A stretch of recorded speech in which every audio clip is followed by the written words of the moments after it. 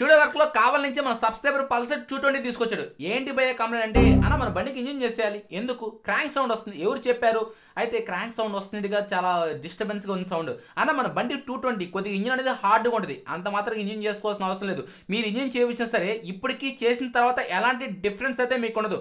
అయితే నేను చేస్తే నా ఛార్జెస్ నాకు వచ్చేస్తాయి. అయితే ఇంజిన్లో ఎలాంటి కంప్లైంట్ లేదు, మన బండి తిరుగుంది 28,000 కిలోమీటర్లు మాత్రమే తిరుగుంది అని చెప్పన్న.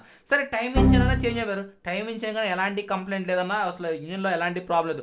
సరే గేర్ బాక్స్ సెకండ్ గేర్ ఒక్కొక్కసారి టైట్గా పడుతుంది, గేర్ బాక్స్లో ఒక్కొక్కసారి టైట్గా పడుతుంది, ఇప్పుడు ఒకలా పడుతుంది, గంట తర్వాత ఇంకోలా పడుతుంది, 2 గంటల తర్వాత ఇంకోలా పడుతుంది అంటే అలా ఉండదు. గేర్ బాక్స్ సిస్టమ్ అనేది ఎప్పుడు ఒకేలా ఉంటుంది. మన క్లచ్ ఆపరేటింగ్ బట్టి మనం వేసే గేర్ సిస్టమ్ బట్టి డిఫరెంట్ ఉంటుంది, కానీ ఇంజిన్లో ఎలాంటి కంప్లైంట్ లేదు. సరే ఇంజిన్ స్కూప్ అనేది సెట్ చేయండి బ్రదర్. ఇంజిన్ స్కూప్ కావాలంటే ఇంజిన్ స్కూప్ ఆర్డర్ పెట్టుకోవాలి, దాన్ని తెప్పించుకోవాలి, కింద ఉన్న కూలెంట్ పైపులు పైకి లేపుకోవాలి, కింద క్లాంపులు ఆల్టరేషన్ చేసుకోవాలి. ఇవన్నీ చేసి మీకు ఇంజిన్ స్కూప్ బిగించినా సరే మట్టి లోపలికి లేదంటే వాటర్ వాష్ అప్పుడు చాలా ఇబ్బంది పడతారు. ఇది ఒరిజినాలిటీకి ఎలాగ ఉంది కాబట్టి దీన్ని ఇలాగే వదిలేసి అని చెప్పాను.